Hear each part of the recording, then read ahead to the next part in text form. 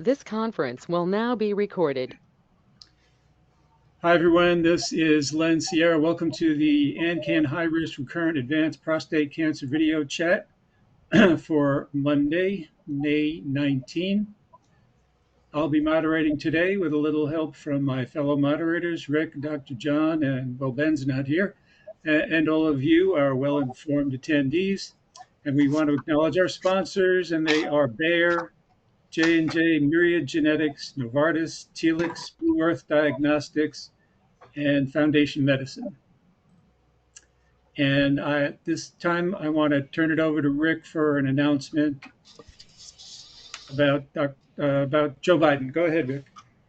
Well, it's not really an announcement, but I thought that we probably should say something and maybe have some limited discussion because I'm sure that every one of you relates to what's going on and have some thoughts. And I will say I didn't pay an awful lot of attention to the DRE nodule thing last week. I thought it was a little strange, but it didn't really warrant a lot of attention. But it sure got my attention with the announcement over the weekend,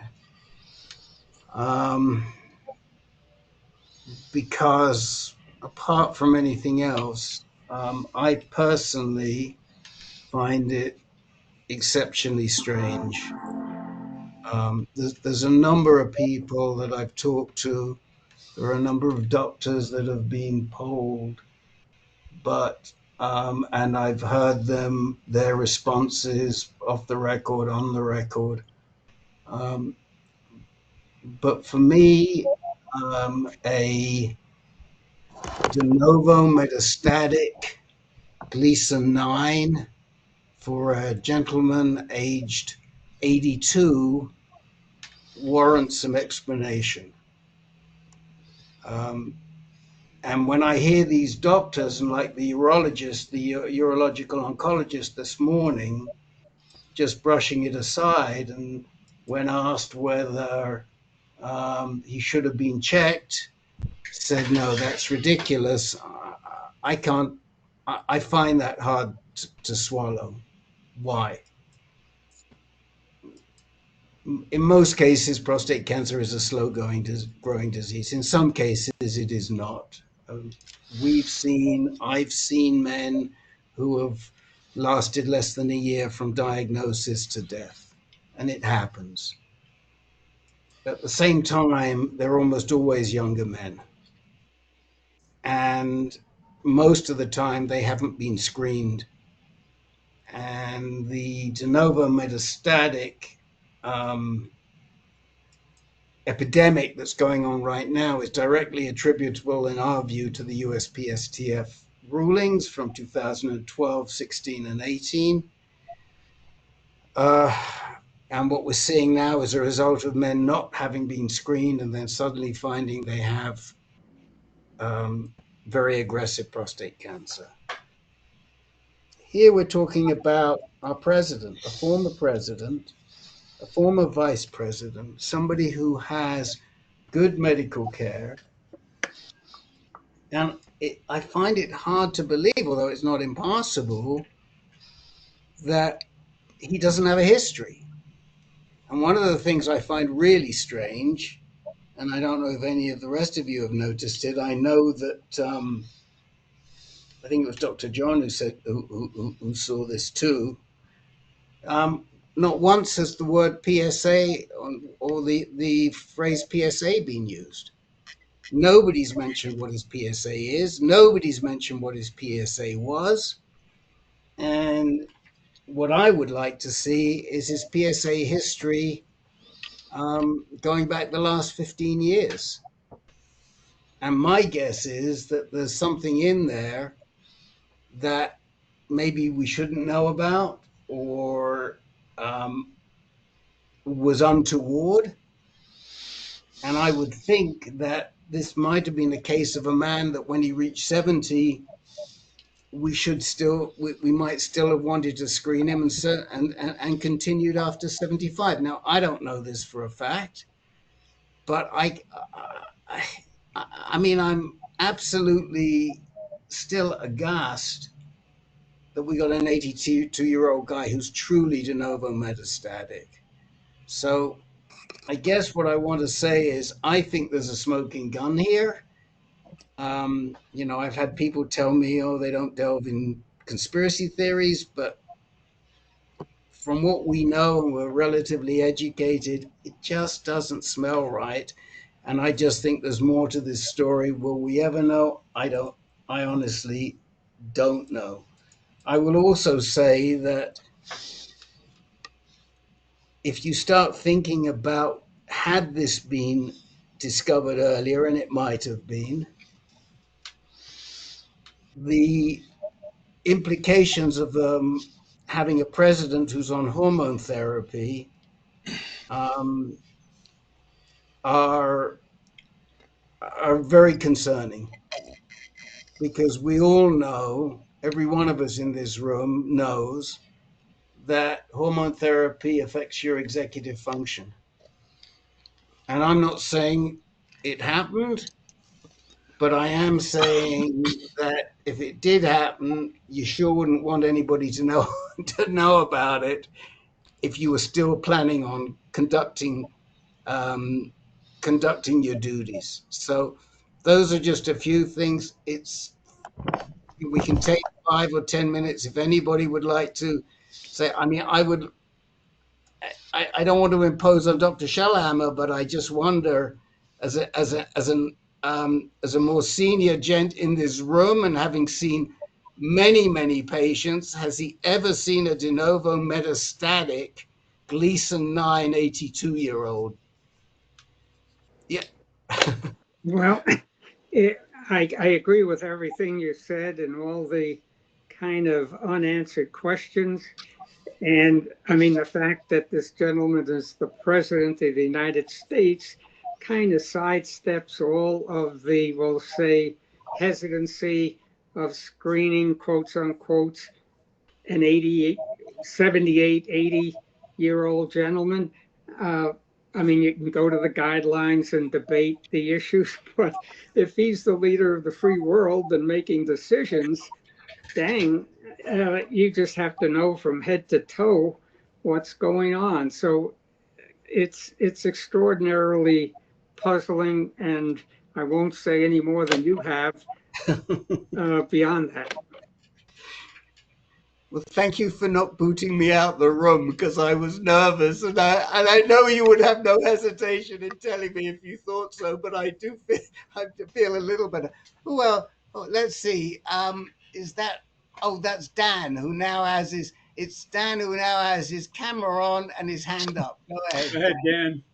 Yeah, I was wondering why they started talking about hormone therapy instead of even discussing radiation or chemotherapy or whatever. They were almost like downplaying it, even though they were talking about bone metastasis. Well, he's kind of old and weak for chemotherapy. They probably thought he couldn't handle it. Right. And surgery, he's too old for surgery as well. What about radiation? Yeah, that might have been a possibility, but Thank you. Yeah, I mean, the one thing that I think is also very inappropriate is they started talking about the fact that he was most likely metastatic hormone sensitive. They have no idea at this point in time how he's going to respond. You can't be saying that. We hope. They could say we hope that he's hormone sensitive, but they didn't say we hope. Right. They said it's likely that. Well, I'm not exactly so sure. Gary V in Portland. The only thing I have to say is I was 75 years old, getting PSAs done annually, digital rectal exams, and my PSAs stayed well below any levels that would have raised any suspicions on the part of my doctors, and I ended up with well-established metastatic disease that nobody thought I had. It took maybe 4.5 months before any doctors started taking me seriously in terms of the seriousness of my disease. Mhm. And so it happens, is what I'm saying. I can remember people saying to me, "Hey, weren't you going to the doctor? Weren't you getting PSAs done? Weren't you getting digital rectal exams done?" And yes, I was. And I ended up with metastatic disease that was, I mean, the initial treatment was hormone therapy. Right. And so it fell in line. I mean, I literally fed up with people saying, um, why didn't you get to a doctor sooner? Why weren't you followed closer? I had absolutely zero risk factors, nothing at all going on, and I ended up with metastatic disease just like Joe Biden. Okay. So I really don't know what the issue is. Okay. And thank you for that, because it's telling us it can happen. It's He might. extremely unusual, but it can happen. Dennis Correa, Len, go ahead. I was just going to say he might have had a very low PSA. It's possible. Yep. Yeah, but again, that's why we'd love to see his have something on some knowledge on his PSA. Dennis, go ahead. I have. Yeah, Sorry. I've been trying to absorb as much information about this situation, just out of the curiosity here, and going the same route that many of us have been through. But I did hear something today that he had BPH, and I know another friend of mine that also has that and has done numerous biopsies, and they can't find anything, but the PSA still remains high. I don't know if that could have been a situation here. I think they said he had TERP done also, but I'm with you that a man of his prestige and position and the ability to have whatever doctors the best they can get to look at his situation is kind of puzzling why he didn't do that. Mhm. Hey, My Alfredo. situation when I got my diagnosis was denovometastatic, and basically attribute that to I've been getting PSA checks since I was in my 50s, but I didn't get a diagnosis until 70, and at that point in time was my GP was getting it. He was doing the digital rectal exams and monitoring the PSA, but he didn't do anything until the PSA got to about 4 before he recommended. And this is before I knew anything about prostate cancer, like many of us when we first get diagnosed.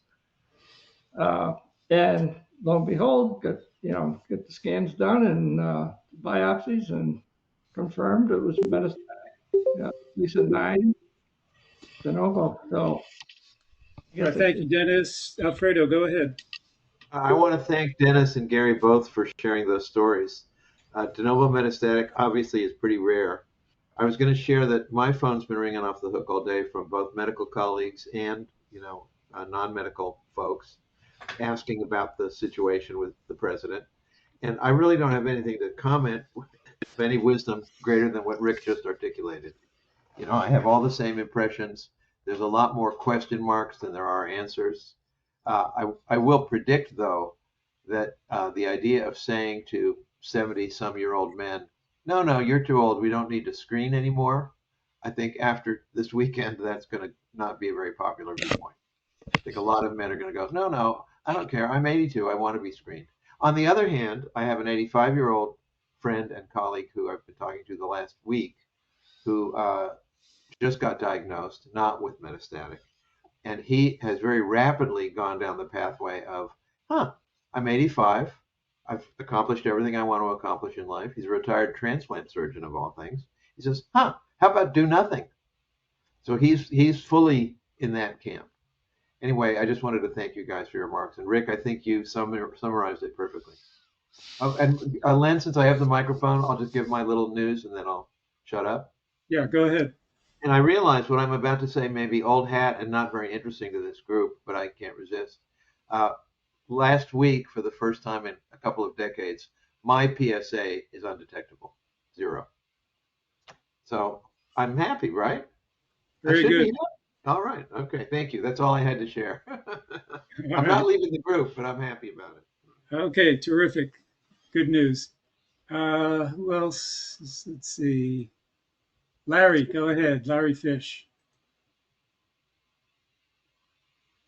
So I think Rick has been kind of diplomatic here, carefully, because I guess you don't want to get attacked too strongly from Republicans and or Democrats. But I'm certainly, and I'm not a conspiracy theorist by nature at all, but I really feel there's a number of possible conspiracy situations going on. The first thought I had, was I understand, by the way, why maybe the general news, CNN and others, don't want to get into talking about PSA numbers. And just they're trying to get it across simply that he's got this de novo metastatic cancer that spread to his bones and it's serious. I think they can't really get into too much detail with the public in the announcement. But on the other hand, how did this come about? There's two sides. One side is, how could he not have been screened? And then the news talks about the publicizing the lack of the need for screening in general, something that I completely don't approve of. And thank God I got screened 9 years ago, because otherwise I'm de novo and I never would have known about it until I found pain in my bones. I had pain. So they don't talk about the other conspiracy is, the general current Biden conspiracy that they were keeping him like in the running for president and not going into details about his medical condition. So that's like a conspiracy theory from the Democratic side, and the theory from the Republican side is, makes me suspicious about Kennedy and the kind of message they would want to give that screenings are not necessary, so they don't want to see a rush to screening by everybody. And so I see like both sides are being very political and information is simplistic. And I think it's not fair to the public. That's what I want to say. All right, Larry, thank you. Steve Rue. Okay, when I first saw the news, I was like, oh, wow, shit. And I was it struck me that his Gleason score was the exact same as mine. And as it sunk in, and then I started seeing some other news information, my thoughts were, and it may just be me, it may be just me, but I was thinking about a debate not too long ago where he just had a complete meltdown. And I started thinking about all the brain fog and brain fart stuff I was going through. And I'm not going to be surprised at all if we find out at a later date that he might have been already on hormone therapy, Lupron, Orgovix, or something that might have been affecting him 6 months or maybe even longer, 9 months ago. That was just a thought I had, and it's not really a conspiracy, but it was just a correlation that I put together in my own little head.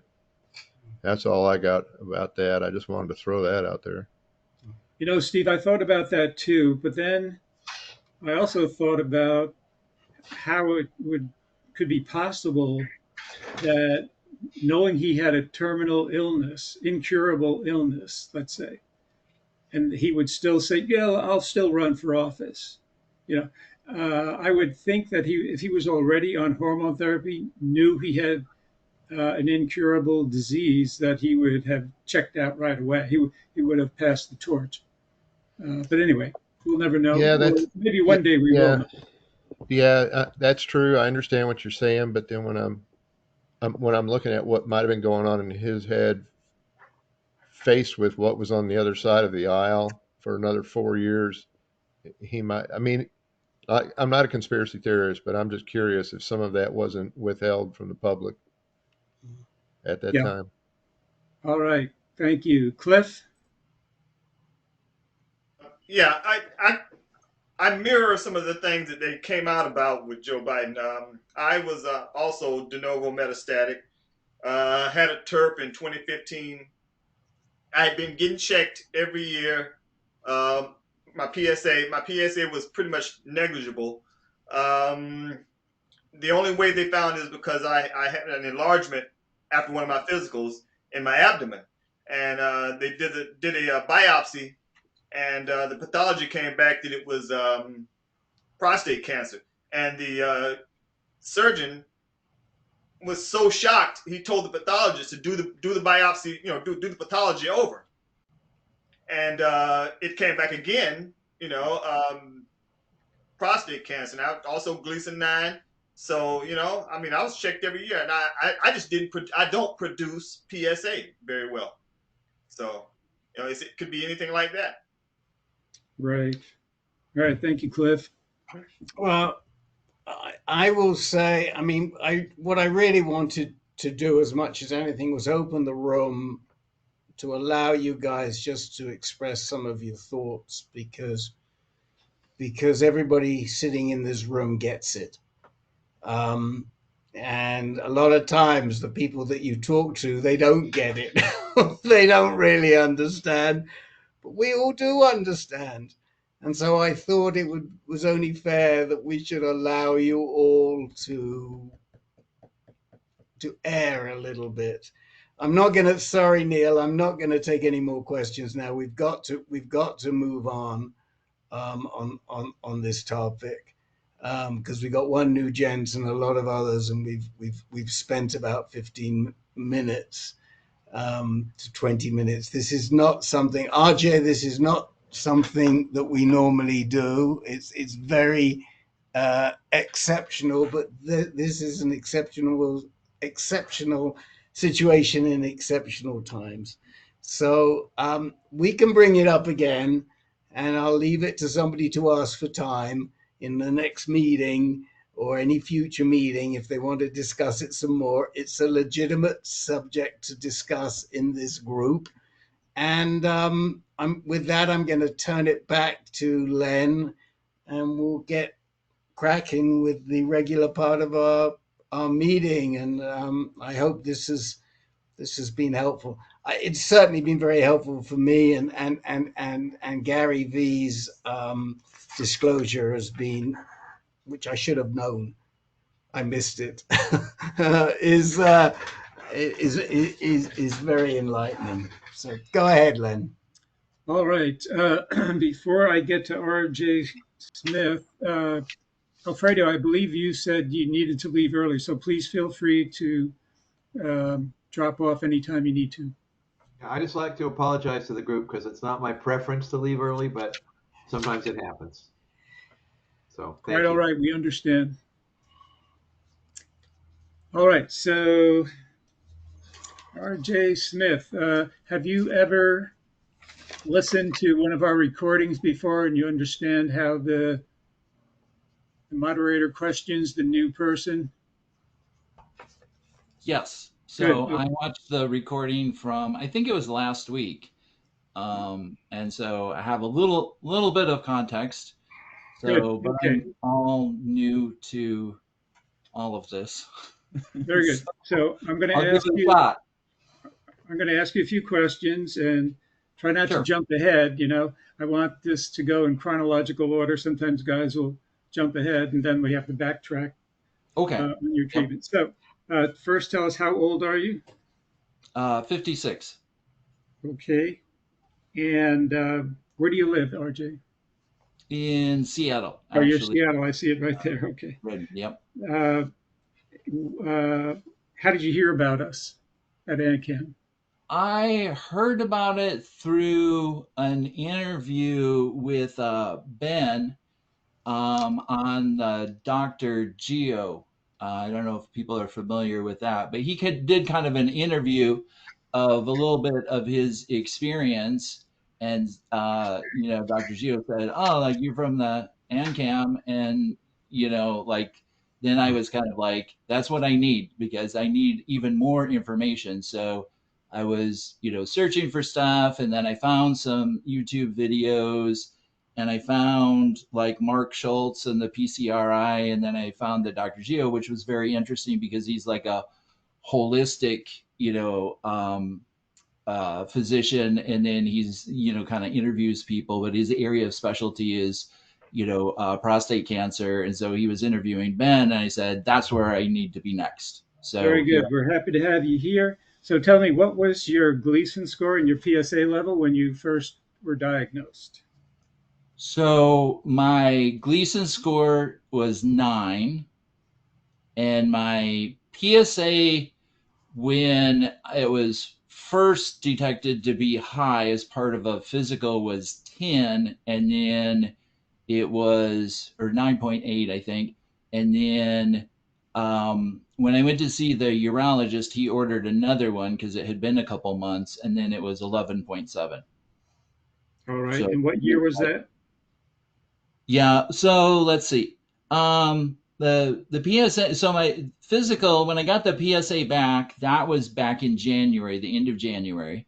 So that was January 28th, and then I got the referral to the urologist. So I went and saw the urologist at the end of March. So that was March 25th. And so he did the digital rectal exam, and he said, "Hey, like I feel something there."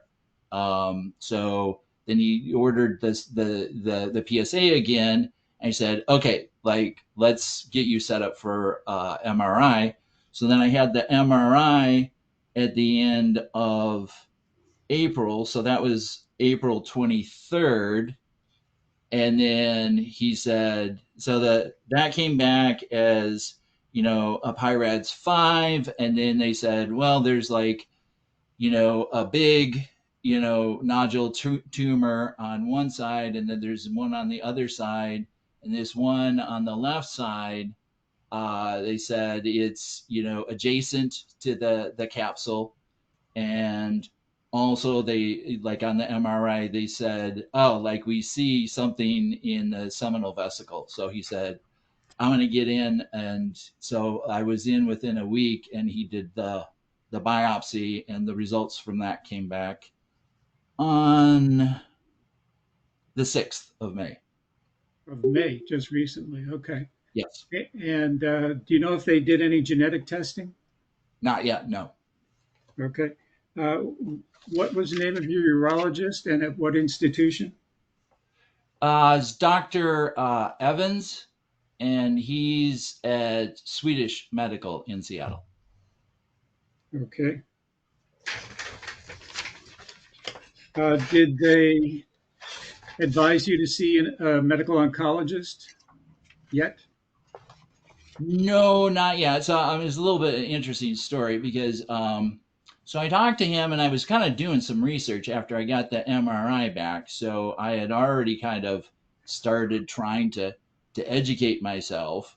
And he said, okay, like we got the biopsy back, and they took 14 cores, and then there was cancer in there. So there was one core that didn't have cancer. So that was a good thing. You just at least know that it's possible not to have cancer, but all the 13 others. And he said, okay, with this, and then that it's a Gleason 9, like anybody is going to tell you you're going to want to have surgery. So he's like, so we'll do the surgery, and then if we don't get everything, then we'll send you in for radiation, like a salvage radiation. But if you take that approach, then you won't have to get the hormone therapy, and you'll be on your way. And yeah, I was just kind of like, well, sorry, it just Yeah. makes me so mad. It just makes me so mad. Okay, go on, and we'll talk later. yeah. And so I'd like I to was a little throttle. bit skeptical I'd like there. to throttle Dr. Evans.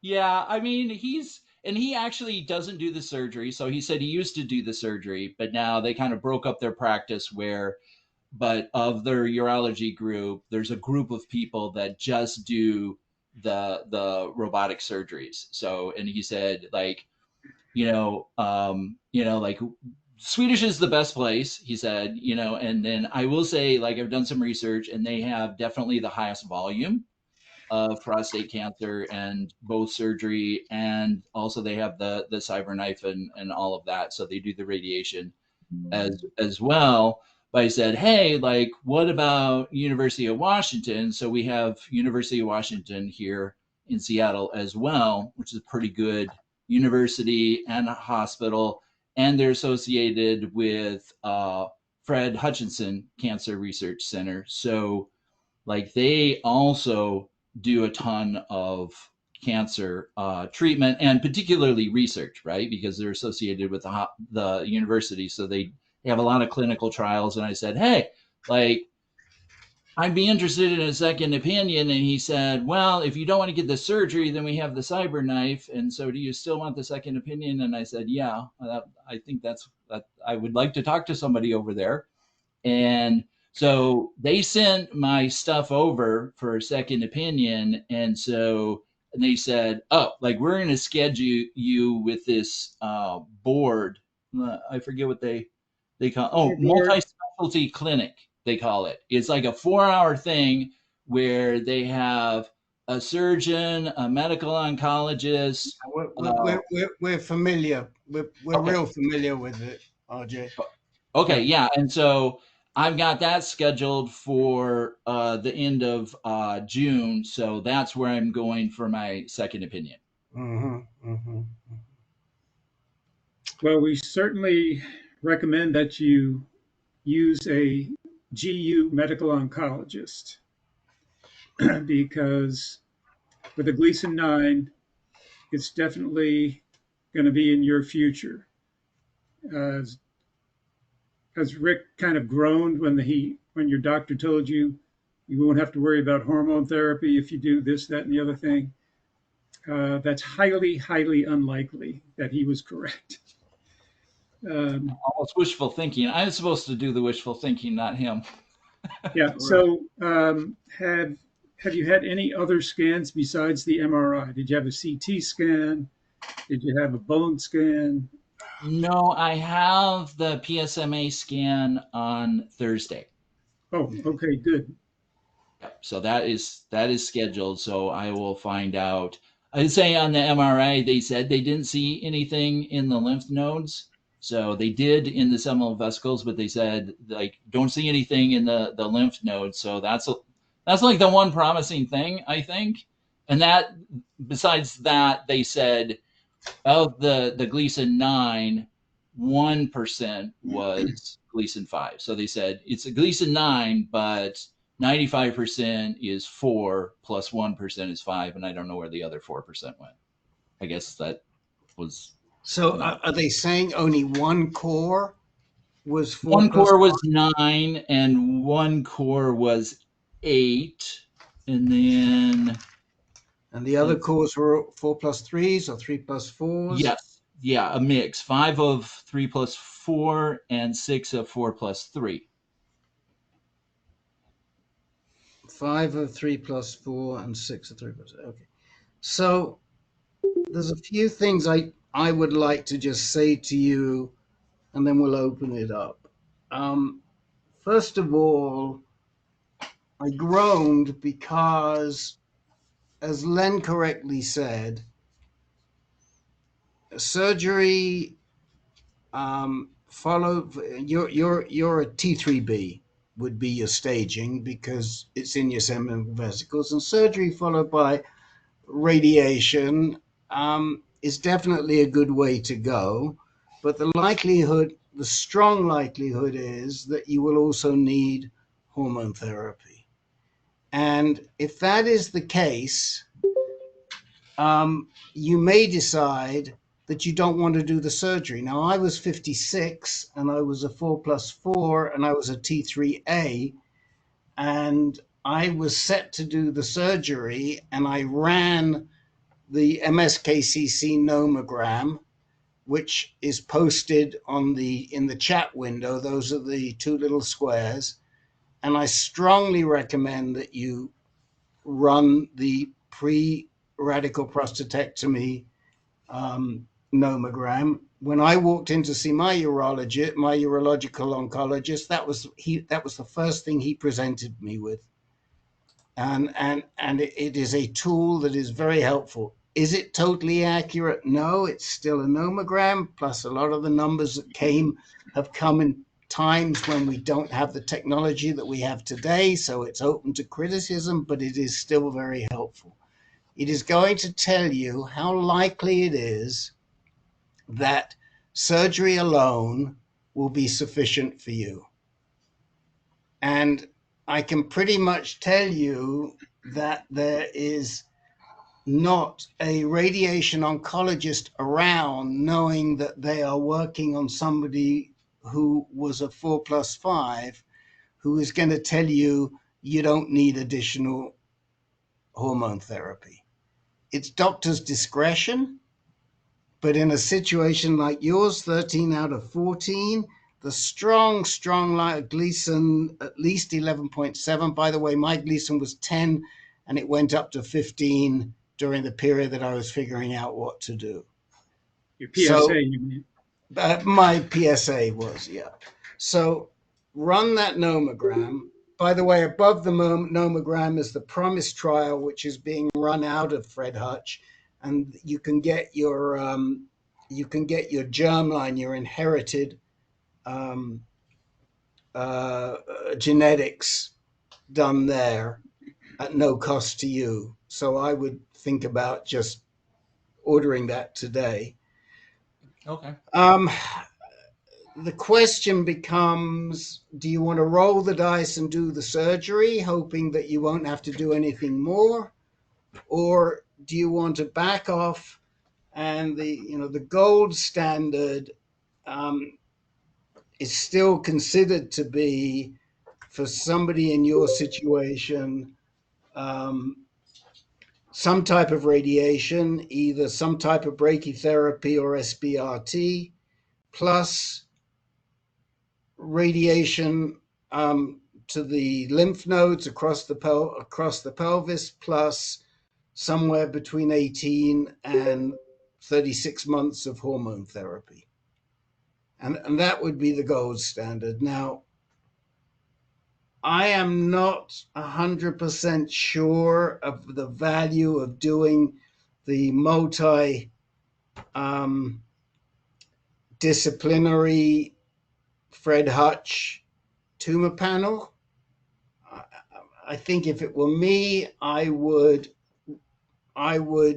just switch my care to Hutch, either to somebody like, well, you might be able to get in with Larry Fong, who's an unbelievable medical oncologist, but if not, a Schweitzer, or even to one of the very good urological oncologists there, and then let them have you talk to a radiation oncologist, which you will do, and then at that point sit down with Larry or Schweitzer or Heather Chang, who's fantastic. She's the lady who's running that trial, and help them sort it out, help you think it through. So that would be my thinking. The problem you're going to have if you go through this panel, first of all, you got to wait until the end of June, which I wouldn't recommend doing. And secondly, you don't really have a doctor with that. You have the panel. Okay. And what you need is a doctor. In my view, if it were me, I would want a doctor in the Hutch system. So that's my 2 cents, and I'll pass it along to whoever wants to speak up next. Okay, that's good information. I mean, I just called the radio oncology department, and I said, hey, like, I want to talk to somebody, and that's what they told me, is that that's what they would do. So, but now I have some names of people that I do have the name of the nurse. So it's the oncology nurse that is also kind of like a caseworker that I can call her up and say, hey, like I talked to some folks and they said, hey, like here's a list of names of people. Who's the first person I can get in to see? I mean, they may say to you, you've got to see a urological oncologist or a radiation oncologist first, but I think you could probably definitely get an appointment with a urological oncologist. I'm just looking to see who I would suggest to you for a, if that's the place they want you to start. There are a couple of other things. You might want to get your slides reread. I don't think it's going to make a huge amount of difference, but it could provide more information. Did your pathology indicate anything adverse beyond the seminal vesicle situation? Did it talk about cribriform or any unusual patterns? Yeah, they said that, and then was one. I mean, there's cribriform, and then perineural invasion, and I think those are the ones that there were. Okay. We'll keep talking here. I mean, if you need to see a radiologist, I would suggest Dr. Westphalen. He knows us real well, and he's very good. Westphalen. And you might be able to get, if you call back to the RADONC and said, look, I'd like an appointment with Dr. Westphalen. Tell him I'm an AnCan person. That might get you through. And let me see whose names I recognize with the urologic oncologist. And if all else fails, we can run some back channels for you. Steve L., you know that Washington situation. What thoughts do you have? The thought is that I went through that 3-person board, and I had one very well-respected guy in the group of 3 who was the surgeon, but since I was metastatic, having surgery wasn't really an option anyway, at least in that point in time. And neither was the radiation. So it seemed odd to me to meet with the 3 when I was not going to be allowed to have radiation or surgery because I was metastatic. I would, be concerned with what radiation or medical oncologist is in that group of 3.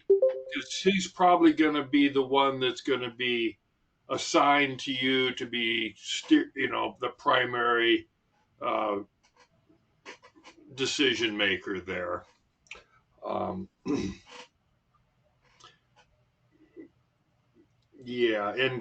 using one of the people that's been mentioned is probably to limit you to one of those people is what I would recommend, and not just take whoever they recommend as a medical oncologist. Okay. Do you have any suggestions as far as the if RJ needs to start with a urologist? Do you have any thoughts, or anybody else in the group? Yes, Dan Lin is an excellent urologic oncologist at the university. Thank you. There you go, from Dr. Shellhammer. That's a great recommendation, Dr. Lin. I see him right here on my list, and I'm going to put his link in the chat window for you. The surgeons are not our expertise. We know the medical oncologists, and we know a few of the radiation oncologists. but we've got the experts sitting in the room. So there you go. Here's Dan Lin. Good, thank you. Dan And Lin. Like I should probably go to Fred Hutch and Yes.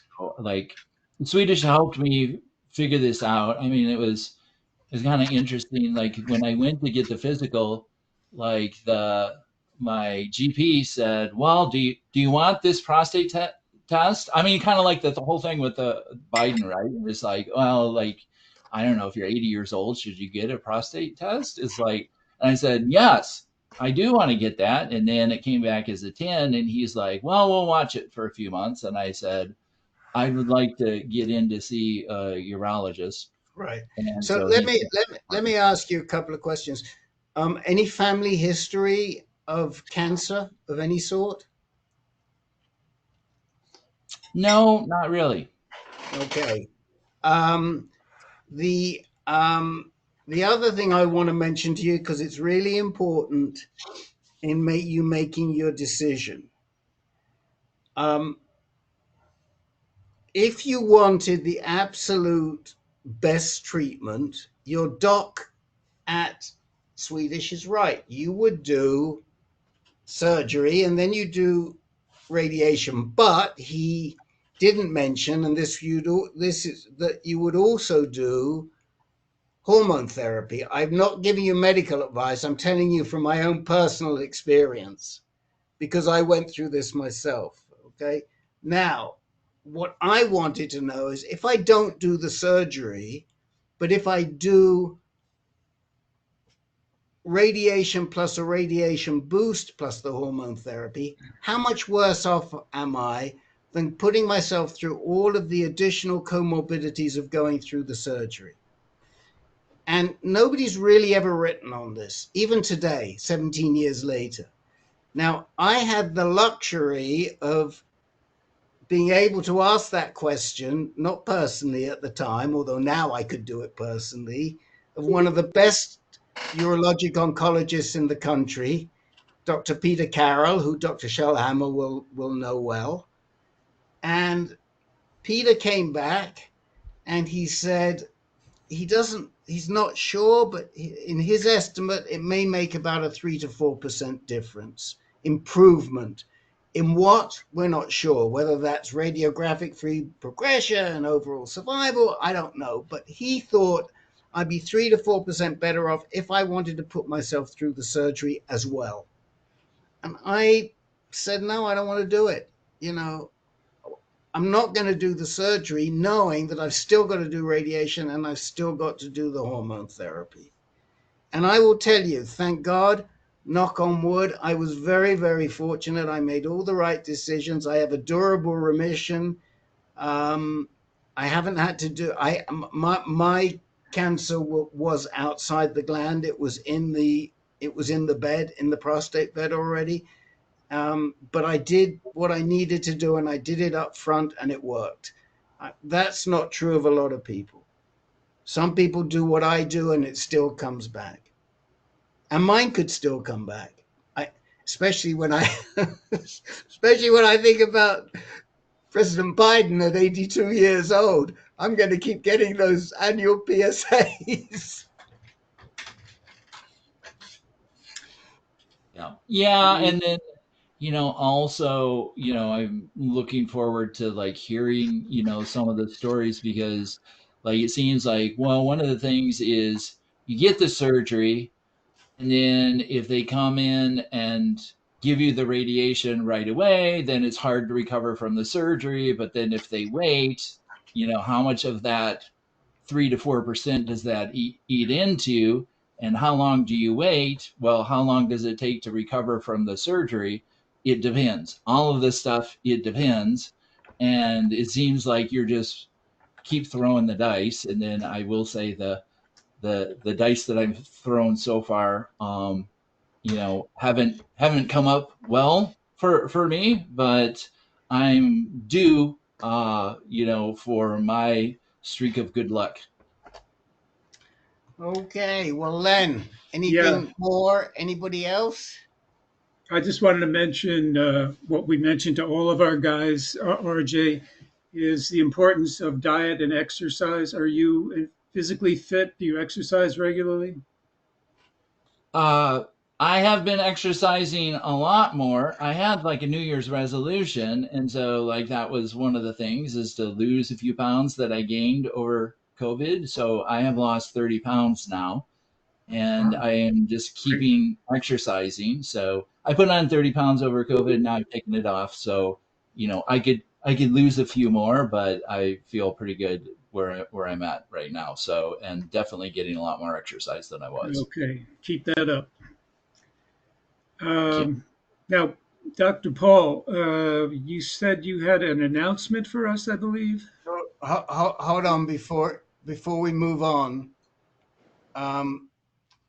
Do we have your email address, RJ, or have you Yes. signed up for our Yeah, I signed up. reminders, or Yep. you signed up? Okay, good. All right, well, come on back. Will Keep do. telling us. You know, we know a lot of these docs personally. Dr. Schweitzer, Dr. Fong, Dr. Westphalen. So, you know, if we can help you in any way, we're happy to do it. Awesome. Thank you. I would also like to mention, so you don't get mixed up, that next week our group is Tuesday instead of Monday. Okay. It's Yeah. Tuesday, and then it's 2 hours earlier. Is that the?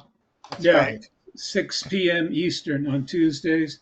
And I know Jim Marshall's going to ask you if you're a vet. So, are you a vet? He is not, Jim. No. Okay. I thank you very much. Okay. So. All right, RJ. We'll see you next Tuesday. And All right. you'll tell Thank us, hopefully by then you'll have the PSMA PET results. That'll help a lot. Mhm. Hopefully. Yep. Yeah, Dr. Paul Schellheimer, go ahead. Yes, thank you. And not to extend the Biden conversation further, I wonder just if androgen deprivation in the form of transdermal estradiol will be suggested to make it easier on him. And I wonder if they'll take a swing with a couple of doses of Pluvicto, totally off-label, of course, but he's the president.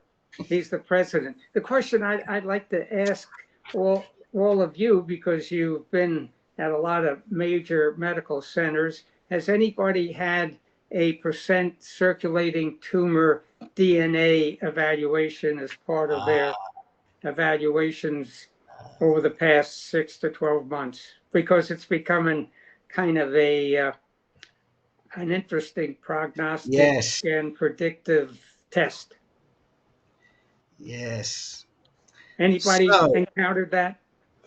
Yeah. I just had one of those done, Foundation Medicine, a month or two ago, and it showed, I didn't have enough for tumor burden to show any fragments of circulating DNA, nor did I have any tumor shown, just a bunch of chip mutations, and fortunately, but I had that done. So let me explain also, Dr. Paul, that Dr. Jack had it done in a trial. Right. It's not easy to get that test done, and we're trying to find out, because we see a very distinct use for it for men with advanced disease who are trying to figure out if their disease has come back or if they're responding to treatment or what have you. Now, when I was at GU ASCO in, when was that? In February, I stopped by Natera deliberately. John, were you with me when I spoke to the Natera guys? I can't remember. I think I might have been, yeah. And I have the card. I'm just reaching for it. I spoke to their director of genitourinary oncology, a very nice fellow called Josh Marn, M-A-R-N. And I said, look, what's the situation for all of our GU guys, especially our prostate guys? And he said, well, it's not approved, and it's kind of hard to get off label. But he said, if you've got any GU guys who want it, we'll run it for you. We haven't tried him out yet, I just want to say. But for the right situation, we'd be more than happy to reach out to Josh Mahn and see if we could get a test run. I mean, we think that there's a very significant value to certain people at certain stages of the disease to ctDNA. For those of you who are saying, what the heck are they talking about, ctDNA? I could explain it, but I'm going to pass the buck to Dr. John to explain it. That's why we have co-moderators. Well, tumor cells actually shed some of their DNA into the bloodstream. And nowadays, tests are sophisticated enough to measure how much there is. And did we ask that guy if there was a certain PSA under which they wouldn't do it, Rick, or anything like that? No, Okay. I didn't. I don't think so. Yeah, I can't remember how the discussion went. But anyway, it's a nice biomarker. I think it's going to end up giving a lot of information ultimately. But like we say, it's hard to get.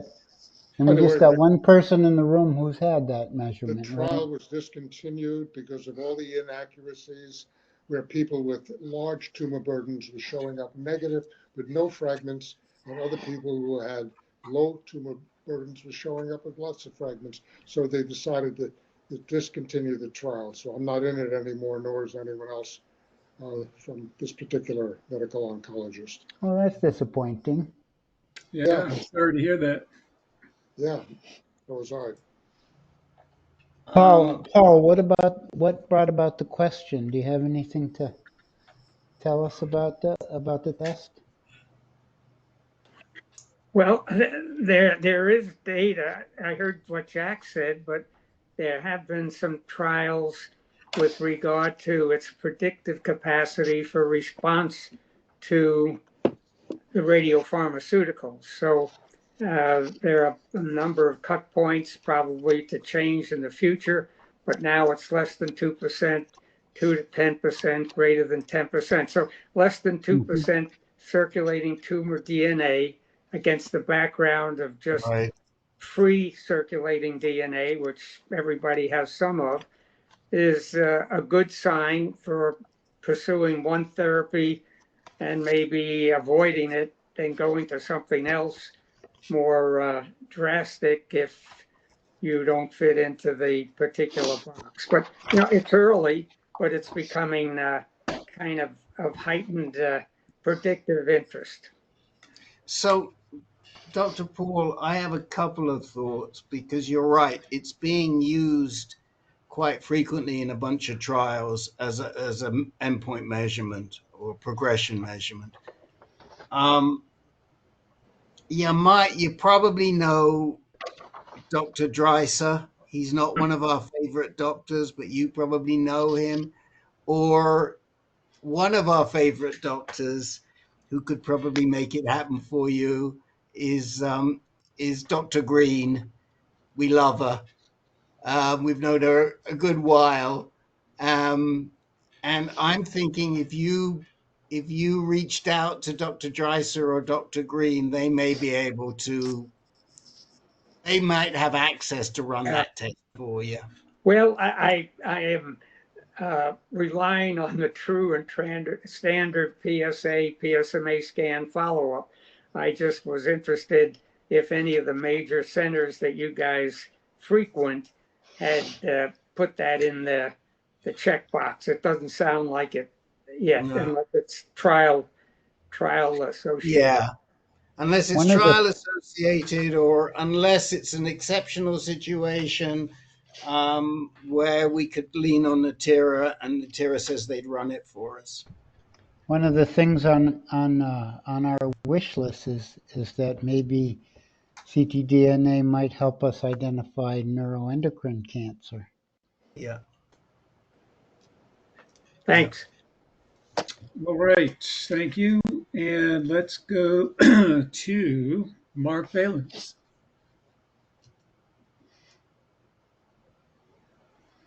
Valens, sorry. You're muted, muted, Mark. Mark. Unmute.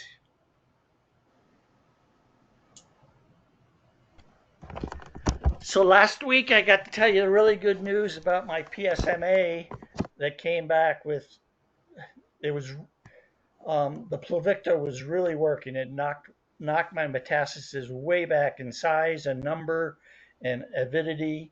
So last week was the good news. But I had my third Pluvicto after I had that PSMA, and the side effects have hit me. I haven't had any problems before, but now I am just really weak and tired all the time. My brain fog and my confusion has gotten significantly worse. For the first time, my appetite is kind of going away. So there's a lot's happened in the last 10 days. And I just had a telehealth with Dr. Agarwal at UCSF this afternoon, and he says I did so well on the Pluvicto so far that he's going to give me a break and put the fourth one off for 2 months or something, or more, 3 to 5 months, he said. Interesting. But he wants to double check, get a brain MRI because I did have a significant met on the back of my skull, and he just wants to make sure that some of these side effects aren't coming from something inside my brain. It's very unusual for prostate cancer to go there, but it can. Anyways, it's so he's Dr. Argyle is pretty happy with how well I did on Pluvicto, and now I need a break. So this is sort of new to me. I've never had this, like my appetite going away or anything, but I'm doing all right. But it's been about the hardest time in 6 years where I'm just so weak and so confused, and I can't make a decision about anything. And I'm not eating very much. So I'm just trying to get used to this. And you're not on any other drug, are you, Mark? I still, well, no, bone strengthening, and I still get ADT every 3 months. Oh, you do? I think that's what I get. I'm getting so confused. I'm getting so confused. I'm not sure what's happening. Probably due to the ADT. Well, I'm not so sure. I mean, we have seen this deferred effect 2 or 3 times before. Are you getting any bone pain? No.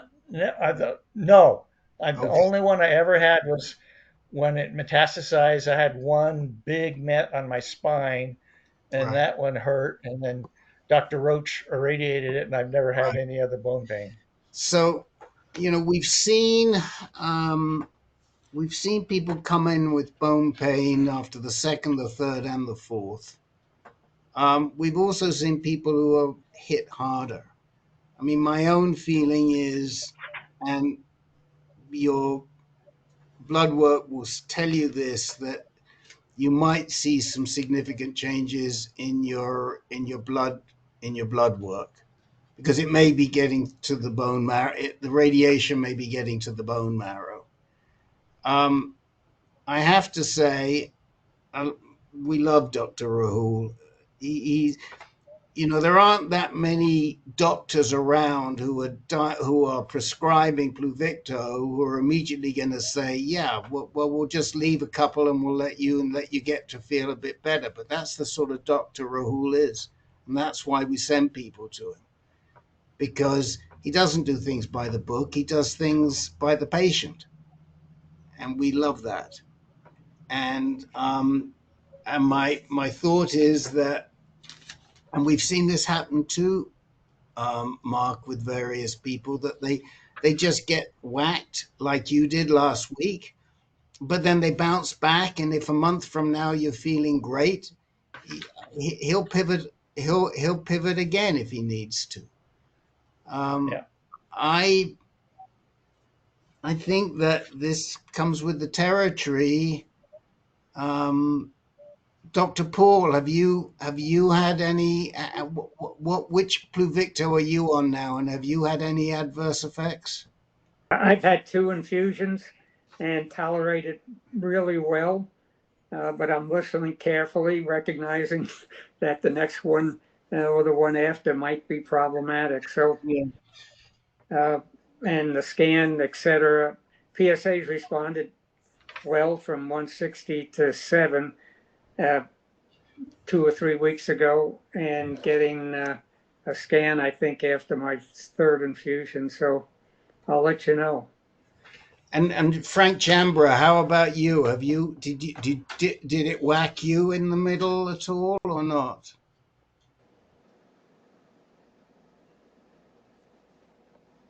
Is he still with us? I thought he dropped off.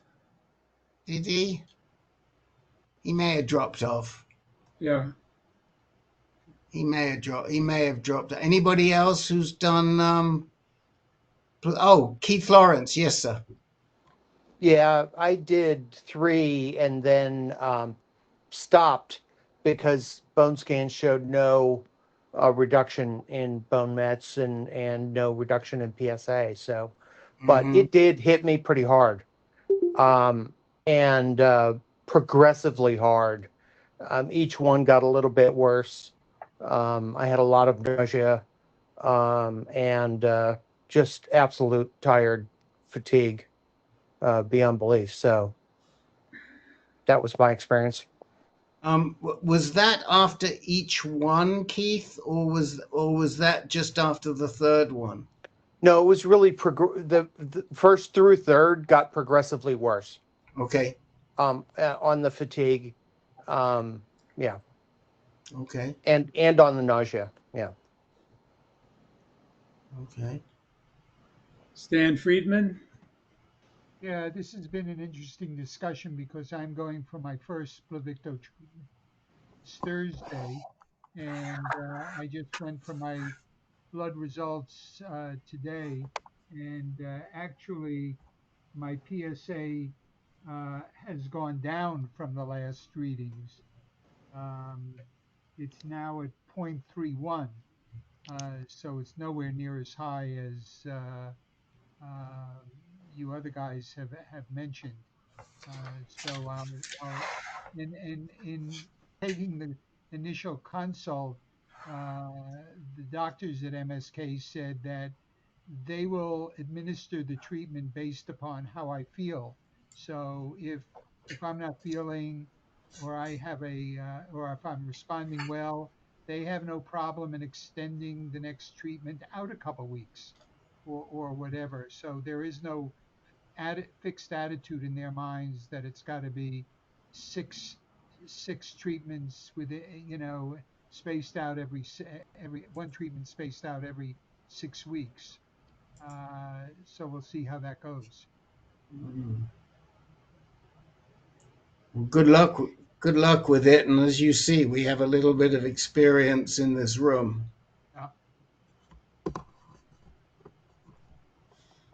Right. Good luck, Stan. I'd like to just make a brief comment. Sure. There are no guidelines. There are no RCTs for these kind of decisions that these doctors are making, and it's nice to hear that they are being flexible, using their clinical judgment, listening to how we're tolerating treatments, and we're learning along the way. Yeah, very good point, John. I agree with you. Somebody was making a comparison between artificial intelligence and physicians, and they said the advantage a physician has over artificial intelligence is that very thing, the capacity to improvise, and to be flexible and creative. And algorithms just go. They just.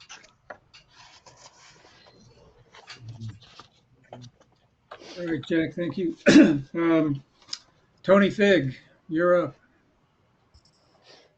Yes, I stumbled upon a type of exercising that I thought it would be beneficial to share.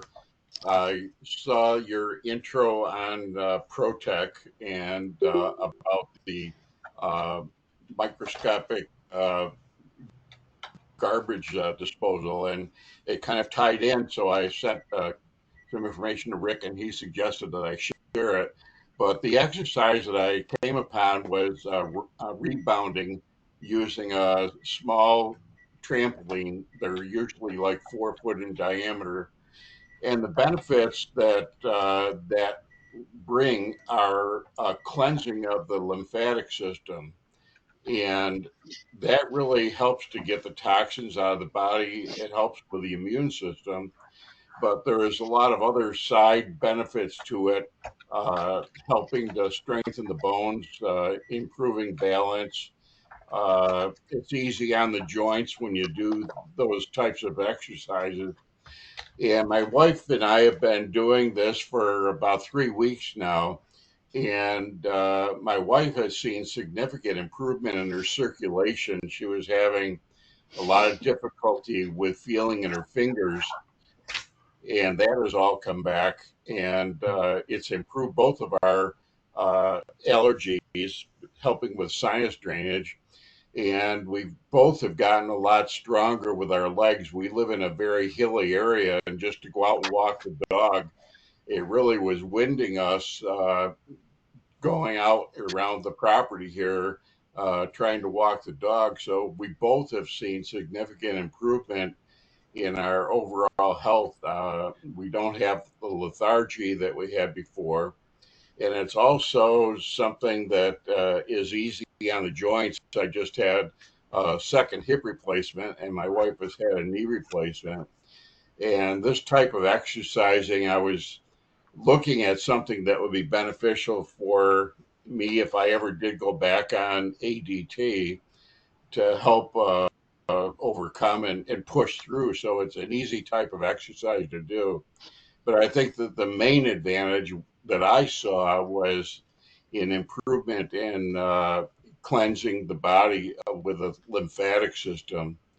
And my son has varicose veins pretty bad, and he was going to go through a process of having the veins stripped, and it would be a 2 to 3 month layup for him.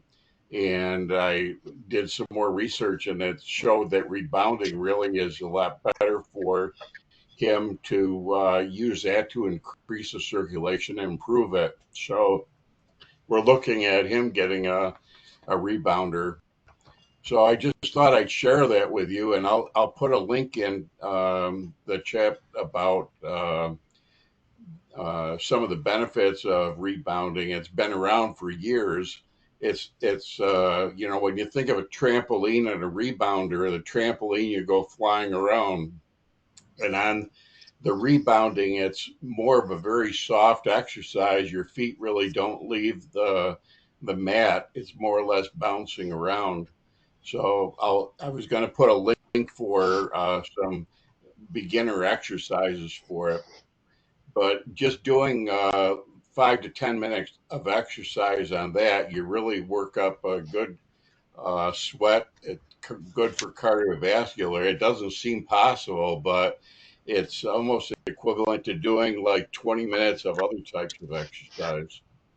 So I thought that might be a benefit for people to help, cleanse out the lymphatic system and also to help build the immune system. Tony, how are you measuring the improvement in your cleansing of your lymphatic system? I wasn't feeling, or I had a lot of swelling behind my ears, which I guess that's one of the major sources, and also around the collarbone it was bothering me. I had a pacemaker reinstalled, and there was a lot of discomfort around there, and all of the lymph nodes now that are around the collarbone and below my ears seem to have improved a lot. Okay, and you say this has improved your endurance when you're walking uphill, walking the dog? So since I had the hip replacement, it's taken me quite, and also last year when I had the heart surgery, my stamina and endurance really has not been very good. And this really is so easy to do, and it really has helped me to get some of my stamina back and to improve our leg strength. Both my wife and I, our leg strength has really improved. And so this is like a little mini trampoline, right? Only you just Right. you keep your feet to the canvas.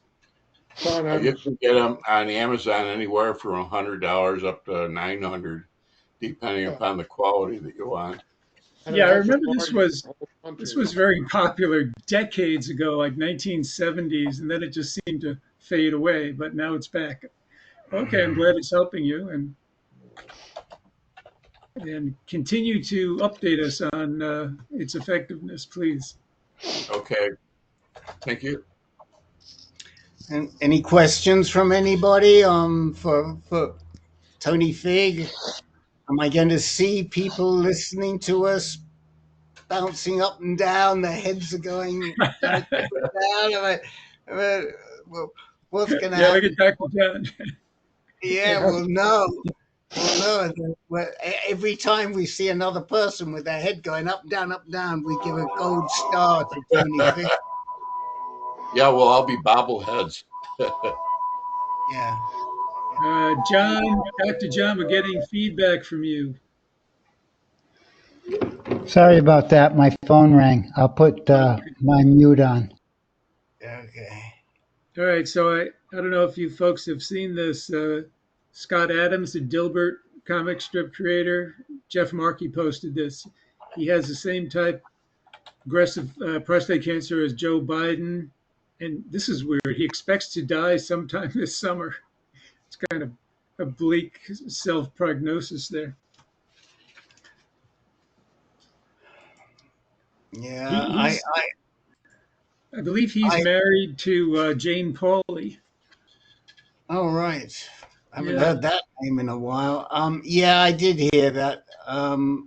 Miss Alexa told me that yesterday. Our Alexa, Jet. Yeah. She wrote that to me or this morning.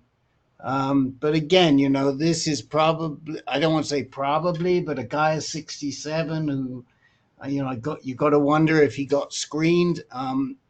As some of you may know, what we're seeing now is somewhere around 15% of all new diagnoses, between 10 and 15% of all new diagnoses are de novo metastatic.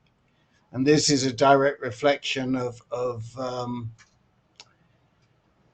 in my view, of the USPSTF advisories in 2012, 16, and 18. And now we're paying the piper. Yes, it's really sad. Again, love to know where he's getting treated. I'd love to get him into this group so we can navigate him a little bit. Well, if he's correct in his self-prognosis, he won't be with us for more than a couple of months. Yeah, which makes me wonder if it's the same as President Biden's diagnosis, where they're predicting that he's going to be hormone sensitive. It doesn't sound like Or Scott Adams. it could be that he's just making it publicly known now. Yes. You know, for all we know, he's had it for years. Yes. Yes. All right, Dr. Jack, you are up. Okay.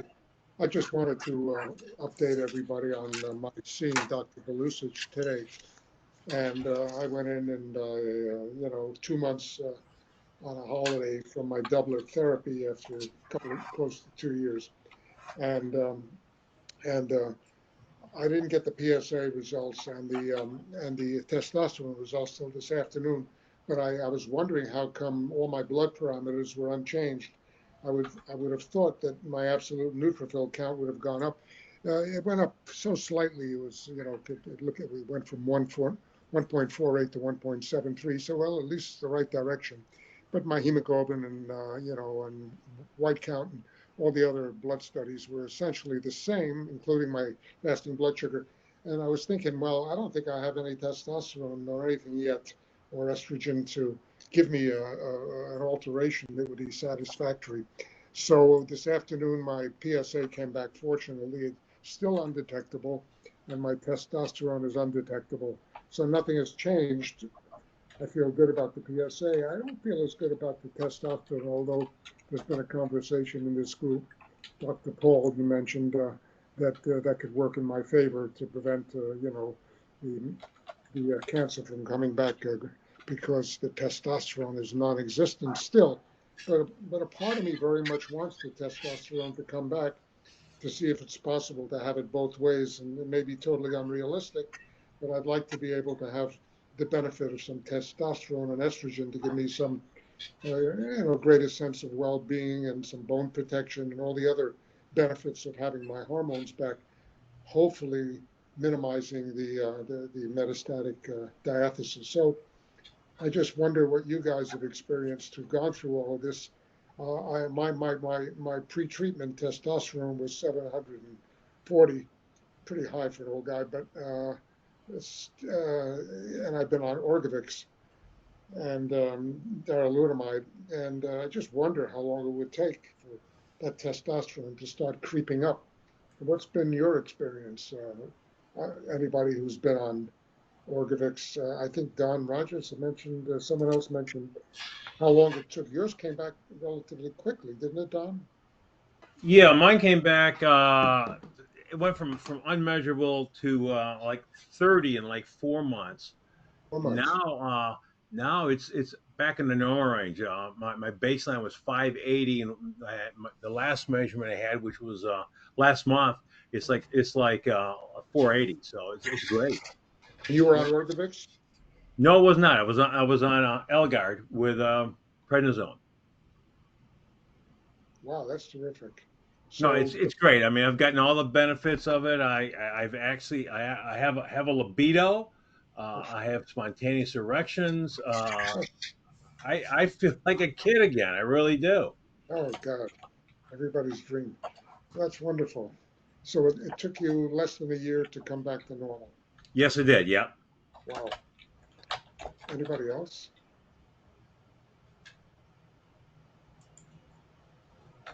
Neil, go ahead. Yeah, I had Orgovix for 13 months. And after I finished that, my testosterone came back quite quickly. It was in the 200s within 3 weeks of stopping it. And now it's back to the 400s, high 400s now. And that was, I finished it in May of last year. So a year later, I'm back in the 400 or 500 range, closer to 500. Are you on doublet or just? Oh, just Orgovix. How old are you, Neil? I'm 72. Your balls are younger than mine. Okay, that may make a difference too. Jack, with your white count still quite low, Did they consider or talk to you about something like Neulasta or GM-CSF? No, You know, he's kind of optimistic. I'm not as optimistic as he is. He said to me, "It'll come back. It's slowly. It's the new Becca." He said, "I'm concerned about my chip mutations. I've got the clonal hematopoiesis of indeterminate potential, which, if I continue to be neutropenic and it doesn't bounce back, I may have to go, get a bone marrow and find out whether or not I have any, myelodysplasia or anything going on that's suppressing the bone marrow, because right. with those mutations, that could be a harbinger of something going on, and that kind of spooks me a bit, So I'll see. Give it Yeah. some time. Hope that commensurate with Well, the how long have you been on a drug holiday? only 2 months. Oh, 2 months. Yeah. So I'm Yeah, going to they give need it to give more it more time. time. Yeah, I'm going to see what happens, and hopefully the testosterone and maybe some estrogen will get my bone marrow cranked up. Okay. Any other questions or comments for Jack? If not, we'll go to Ed Lafrancois.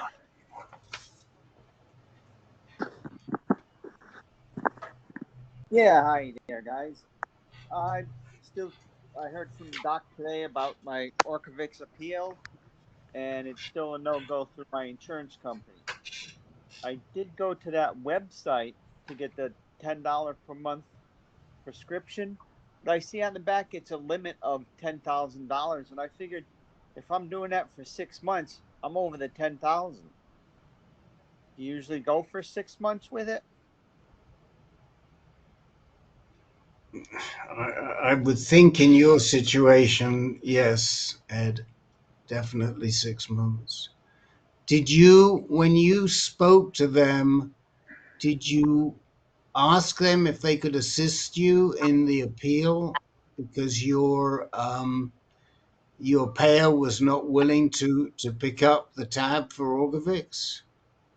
No, I didn't speak with them. I just went online and researched it online, and the Yeah, well, doctor I doing the think you appeal. need to go to that Orgovix website. This is, we mentioned this last week, is I would go to that Orgovix website, call up the patient assistants and tell them what's going on. Tell them you're a patient at Smilo, Yale, and that your insurance is turning it down, because that's what they're there for. I mean, they're employed by, um, uh, I don't want to say by Sumitovant. They may well be employed by Pfizer or AstraZeneca, because there's some agreements in place.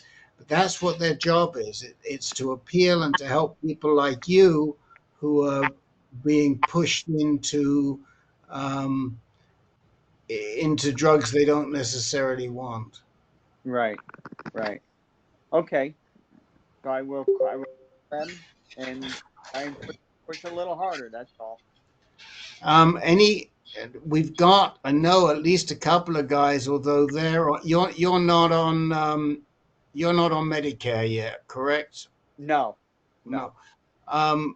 We've got a couple of guys who have gotten Orgovix, but I think they're Medicare guys. Any from anybody who's gotten Orgovix, any words of advice for Ed?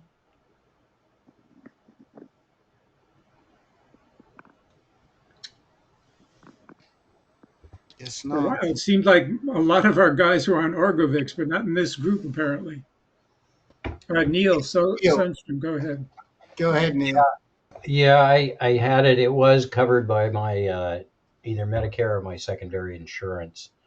And actually, my doctor was good enough to give me enough samples to get through the first 4 months for free. And then after that, it was covered by my insurance. Wow. Okay. Steve Rue, go ahead. Yeah, I switched over from the Lupron to the Orgovix a year ago with the help of Dr. Heath at Carmenos here in Michigan. I'm not sure exactly how I know that they did have to appeal it to get my insurance to pay it. They made some appeal and then they agreed to cover it. Since then, I've gone on to Medicare now, and the Orgovix is still what I'm taking today, and it's vastly, it's a vast, it just vastly improved my whole lifestyle. It was over the Lupron. I don't, I mean, currently my maximum out of pocket for the whole year for drugs is $2,000. So I pretty well much hit, I kind of Right. hit what they call catastrophic phase after Right. 2 months. So So, Steve, when Dr. Heath appealed on your behalf, at that time, was that prior to you being on Medicare? no, I was not on Medicare at that time. You were not on Medicare, so you be like No, Steve. So there's an example, Ed, Yeah. of somebody having some success. I think I'd start with talking to the patient. That's exactly what they're there for. And Okay. speaking to the patient advisors on that website. Okay. yeah, because Carmenos did something. I don't know how they did it, but they appealed it and they pushed for it and got it done. Didn't know if your heart, any cardiac. What was that? Hi there. Hello. Hello there. Hi. I just wondered if, not that Ed's had heart attack or anything like that, cardiac, but he is seen by a cardiologist, but I didn't know if that would be something to emphasize to push through. Yes. Yeah, definitely. Okay, because otherwise, I think today the doctor had said to Ed, if he can't get Orgovix, then you're gonna give him either Firmagon or Eligard. Yeah. Well, Firmagon is what you'd want if you can't get the Orgovix. And you can start on the Firmagon and switch over to the Orgovix. So there's no reason to not to do that. At the same time, I do think that you've got to lodge an appeal, and I would embrace the help of the Orgovix people and see if they can help you. Tony Fig, what's on your mind on this? I was just wondering about if you're on Medicare Part D prescription drug. I think there's a provision this year where you only pay a maximum of $2,000 out of pocket. Yeah, correct. But Ed's not on Medicare. Right, but would the insurance companies go through the same approval process where they might want to try to push you into another type of drug? Oh yes, for sure. Yeah, they don't want to pay for it. They'd rather pay for Eligard or Lupron than pay for even Firmagon, which is more expensive, and certainly not for Orgovix. If you go on doublet therapy, then would that $2,000 be per drug or per person? No, it's Well, overall. it's for the total. Okay. Jim, Marshall? Yes, Ed. Stress the heart issue, and because of the fact, anyway, I have the same thing. Anyway, I had a bypass, and now Lupron plus the Eligard seems to be out of the picture. So, anyway, Orgovix will be the one, provided I need to return to a drug. Good thought. Okay. Yeah, and thank you, RJ. RJ's put that's the same link that we put in for you last week. So I think you should definitely go to that link, Ed. Okay. Yeah, I did go to that link and I enrolled in the program, so I just have to get on the phone and make phone calls then. Yeah, you need to you need to speak to one of the people there. Call the 800 number. Yeah. Okay. All right. Thank you. All right, Ed, thank you. Robert Anderson, are you with us? I am. Can you Okay, hear you're me? up. Sure, Yes. All right. loud and clear. All right.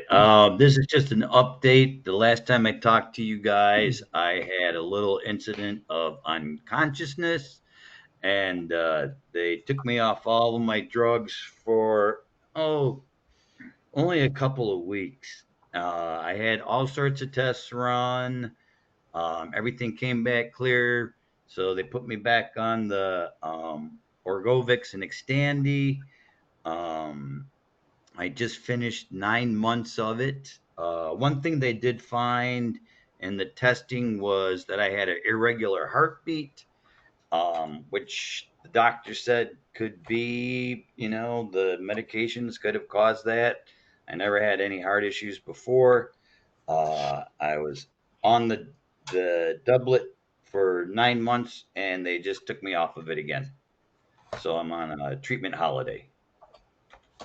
And what's your PSA? It has been undetectable. Let's see. Yeah, it's been undetectable for like the last seven months. Pretty much right after I started the Orgovix and Xtandi, it dropped right away. From 10.58, it went down to 0.09, and then undetectable after that. So it remained that way for undetectable for about 8 months. Good, good. Hope you can stay on that holiday for a long time. Me too. What's your testosterone, Robert? Testosterone is at 27 now. I think the testosterone was down to 21. And I think it was like 200 and something before I started it. So testosterone's going up slowly, but it's going up. And you were on Orgovix, you said, right? Orgovix and Xtandi both. Yeah, I'm surprised. Usually, folks on Orgovix recover more rapidly. Their testosterone, I should say.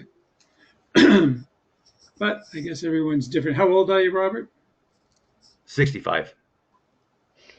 And Robert, this when you said a loss of consciousness, is this what you were talking about when you first came about a question about seizure?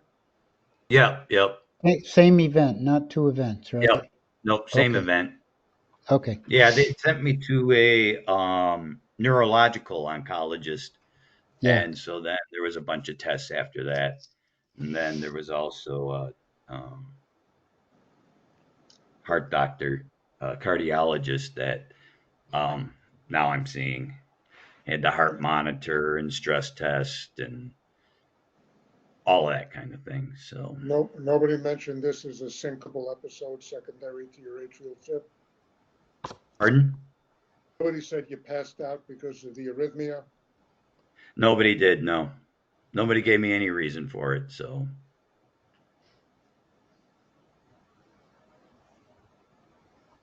that's it. Yeah, enzalutamide would be a prime suspect for causing that. So if you ever do need to go back on hormonal therapy, try to convince them to get on another drug instead of get darolutamide. enzalutamide. Yeah, darolutamide. I was on the apalutamide before that. Yeah. The side effects were worse than the enzalutamide for me. So yeah, darolutamide would be your best bet if you can get it. If you need, what I'm thinking is through Dr. Vandervela, is there a cardio-oncologist that's available for you at Northwestern? Because I haven't asked them, but I will. Yeah, ideally, that's really. I mean, if you need a cardiologist, what we would say is, given your history, given these drugs, the possibility of enzalutamide, that the best stop for you in this situation would be a cardio-oncologist, and it's quite likely that there will be a cardio-oncologist that you can start seeing at Northwestern.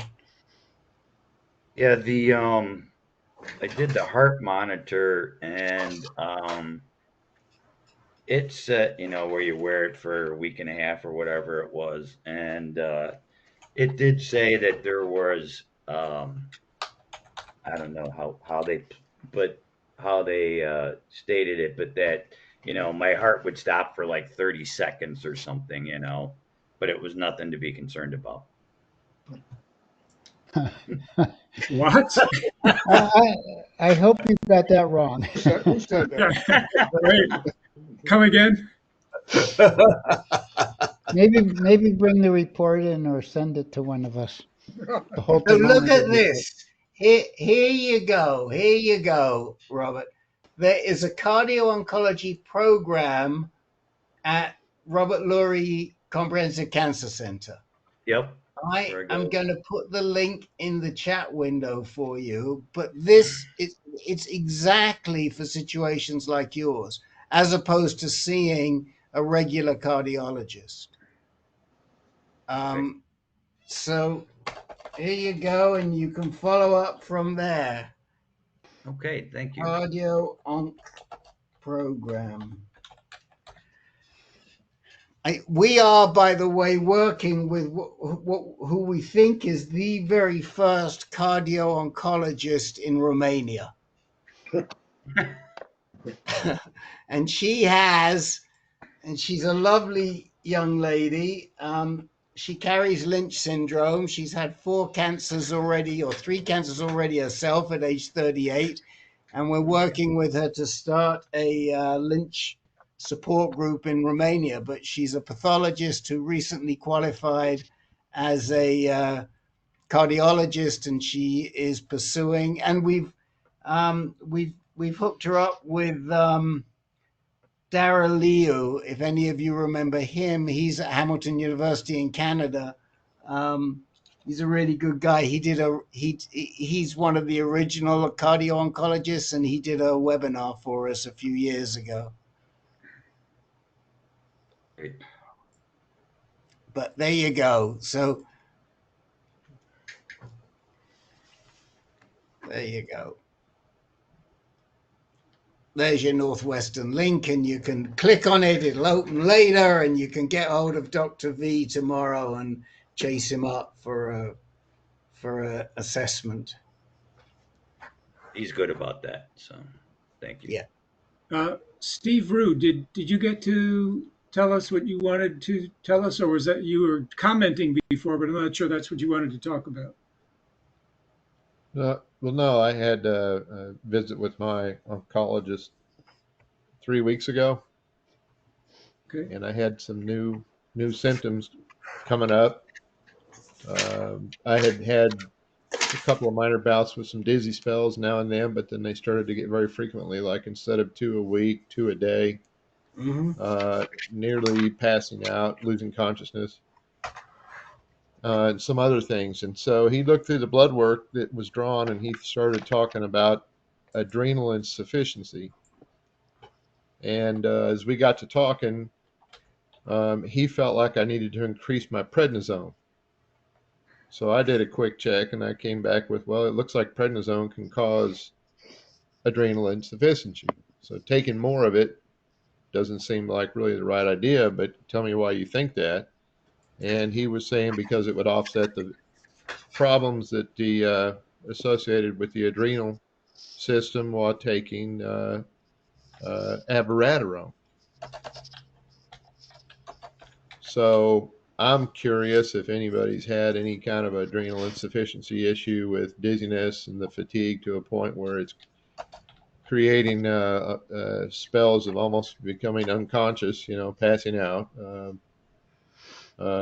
lightheadedness and dizziness, And if so, did they increase the prednisone? Was that how they fixed it? Or, I mean, my idea is let's keep the prednisone just where it is and maybe dial back on the abiraterone instead of 2 a day on an empty stomach, maybe 1 a day after a meal, because abiraterone also causes adrenal insufficiency. Dr. John, you want to comment? Yeah, I think that if you have symptoms of adrenal insufficiency like weakness or fatigue or even passing out, nausea or vomiting, things like that, going from, and you're on abiraterone, then going from 5 milligrams once a day to 5 milligrams twice a day sounds rational to me. Okay.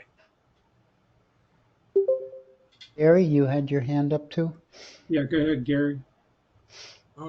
That sounds rational to me also. I have adrenal insufficiency as a result of weaning off prednisone when I stopped the abiraterone. But my adrenals never resumed proper functioning. And in my case, I take hydrocortisone every day, which is commonly prescribed for somebody in my circumstances. But if I was in your circumstances, still on abiraterone, I think going from 5 to 10 makes sense. Yeah, that's a concern of mine, is coming off of the abiraterone a year from now and not having any adrenal, getting stuck with adrenal insufficiency for the rest of my life. How much of the hydrocortisone do you take? I take 2 in the morning and one in the afternoon, 5 milligrams, so a total of 15 milligrams. And, you'll have to be careful to wean off slowly and very gradually. But I did that, and I still found myself in this situation. Don Rogers, you have your hand up? Yeah, when I was on abiraterone, I was having issues like that, especially with my blood pressure. So I went from 5 to 10, and it within 10 days it stabilized my blood pressure. My blood pressure would be up, it would be down, but the extra 1 pill of prednisone a day stabilized everything. You went from 5 to 10 milligrams of prednisone? Yes. Okay. Sounds like good advice, Steve. Okay. Just wanted 3 people to get some confirmed. opinions here. Yeah. Thanks, guys. Thank you. I'm just going to jump in for a second to do a quick advertisement. And you've seen it, hopefully, if you read the reminder, that we need testimonials on GreatNonProfits, which you've probably seen it every year. We have that seal from GreatNonProfits, but it still says 2024. We would like to make it 2025. We have to get 10 new testimonials every year. And, this is information that money can't buy. So I'm just putting it, there's the link. And if you don't copy it down, if you click on testimonials on our homepage at the top, it'll take you there. And you can very quickly write a quick testimonial, and we'd love you to do it. It's one way you can help us out. So, quick. Does it matter if you've done it before? Yes, you can't do it again. They have to be new. Do they track that, Rick? Sorry? Do they track that? I think they do, because I think you have to put in your email address or your identity, and they Oh, stop you.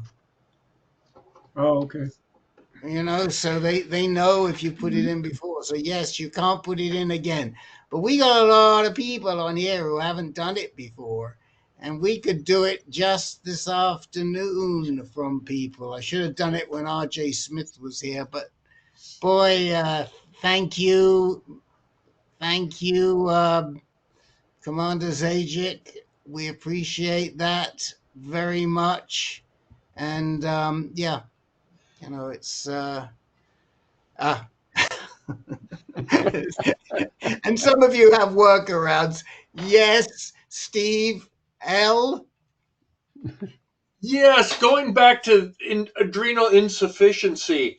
Yes, that's Have fine. any of you had tests to determine if the symptoms are due to adrenal insufficiency? No, I did not have a test. Um, Dr. Caleb Fadak was a hematology uh, expert or whatever. That was one of his go-to things, and he surmised that based on my blood work.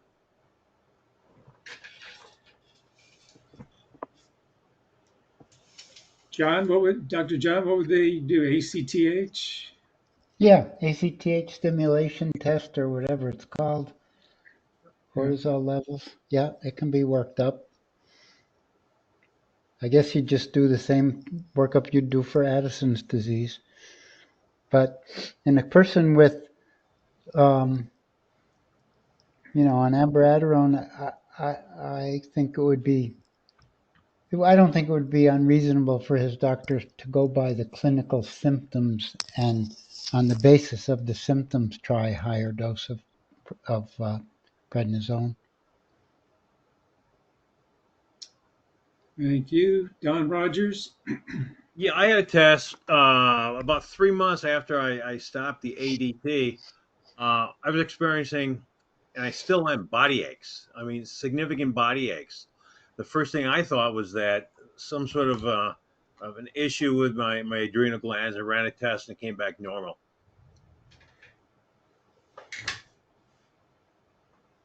Okay.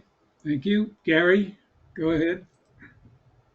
I've had the tests. I've had them periodically. John's right. ACTH and cortisol. If you get the tests, it's important you get your blood drawn before 9 a.m.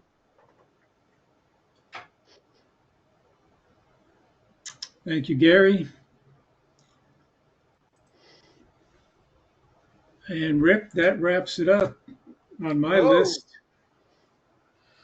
well, that's great. It's 7:05. That's outstanding. Anybody? There were a couple of people who came in late. Did you have anything you Gaushan, wanted? I noticed Gaushan. Gaushan and Hank. Did anybody have anything they wanted to raise? I'm all set, thanks. It's been a few weeks since I've been dialed in. High school baseball season, I have to go to the baseball games, but good to be back with the group. Good to have you back. Good to have you back. So, and is your team winning, Hank? They had a great season. It was about a 50-50 season. The fun part of this is my son, who has played baseball for 25 years, like since he was 5 years old. He went from little league to high school ball to American Legion to college ball, and now he's coaching high school, and it's a hoot watching him. Well, that's great. That's great. That's great. All right. Thank you for people who are putting in testimonials. We love it. Thank you. Thank you. Thank you. And yes, I think that's about it. Fratello, anything else from you or from Dr. John? Yeah, who's up next? After me is Ben? Dr. John. Oh, Dr. John. Very Yes. good. All right, guys, we'll see you Tuesday. Next Okay, week. thank Thank you so you. much. Night, everybody. Excellent. Right. Good Good night, everybody.